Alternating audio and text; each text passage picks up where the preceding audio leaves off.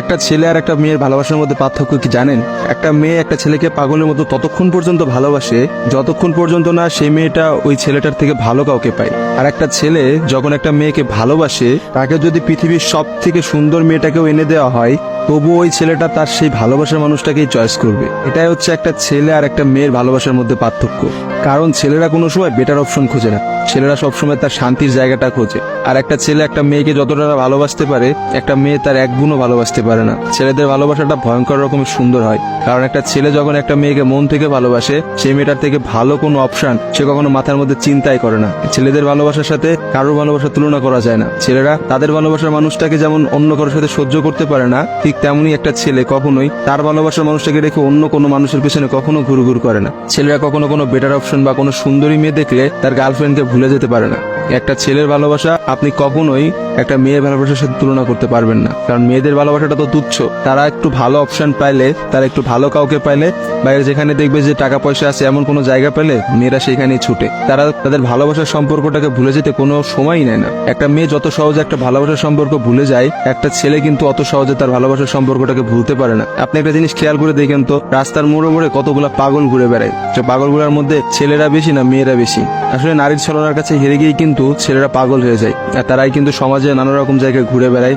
রাস্তাঘাটে দেখা যায়, বাজারে দেখা যায়, হাটে দেখা যায়, তাদের আসলে সব জায়গায় দেখা যায়। আর কয়টা মেয়েরা আপনি দেখছেন পাগল হইতে বলে? ভালোবাসা বিচ্ছেদের পর একটা ছেলে নিজেকে কোনোভাবেই ঘুরিয়ে নিতে পারে না, অথচ একটা মেয়ে কিন্তু খুব সহজেই তার নিজেকে ঘুরিয়ে নিতে পারে। একটা মেয়ে কিন্তু নতুন একটা সংসারে যায়, নতুন মানুষকে পায় এবং সে সবকিছু ভুলে যেতে পারে।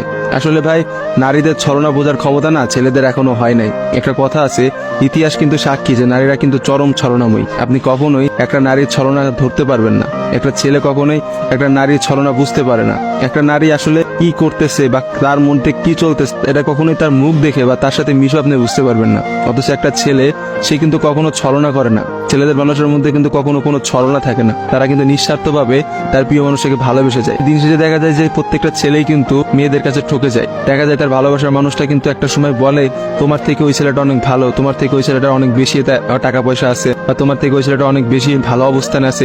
এইসব কথা বলে কিন্তু একটা মেয়ে খুব সহজে একটা সম্পর্ক নষ্ট করে দেয়। কিন্তু আপনি কি দেখাইতে পারবেন যে কোনো ছেলে কোনো মেয়েকে বলছে যে তোমার থেকে ওই মেয়েটা অনেক ভালো, বা ওই মেয়েটা তোমার থেকে অনেক ভালো অবস্থানে আছে, আজকে আমি তোমাকে ছেড়ে দিচ্ছি ওর কারণে? কখনোই দেখতে পাবেন না। কারণ একটা ছেলে কখনোই তার প্রিয় মানুষটাকে অন্য কোনো মেয়ের জন্য ছেড়ে যায় না। আর আপনাকে আমি হাজার হাজার এমন অপশন দেখাইতে পারবো যেখানে হাজারটা মেয়ে হাজারটা ছেলেকে এই বেটার অপশনের কথা বলে ছেড়ে চলে গেছে। মেয়েরা ভাই বড়ই স্বার্থপর হয়, ওরা যেখানে একটু স্বার্থ খুঁজে পায় সেখানেই চলে যায়। কিন্তু আমি দিন শেষে একটা কথা বলতে চাই, কোনো মানুষকে ঠকিয়ে কেউ কোনোদিনও সুখী হতে পারে না। কারণ যারা ঠকায় তাদের বিচার কিন্তু আল্লাহ ঠিকই করবে। আজকে না হোক কালকে, কালকে না হোক কিছুদিন পরে বিচার আপনাকে পেতে হবে। কারণ কাউকে ঠকায় কেউ কখনোই জিততে পারে না। আপনি অবশ্যই একদিন ঠকবেন, এবং আপনি একটা মানুষকে ঠিক যতটা কষ্ট দিচ্ছেন না, তার থেকে বেশি কষ্ট পাবেন। আর ছেলেদের কাছে একটাই কথা বলবো, এসব ভালোবাসা প্রেম প্রীতি বাদ দিয়ে নিজের ক্যারিয়ার দিকে ফোকাস করেন। নিজের ক্যারিয়ার বানান, একটা ভালো কিছু একটা অবস্থানে যান, দেখবেন মেয়েদের অভাব হবে না ভাই।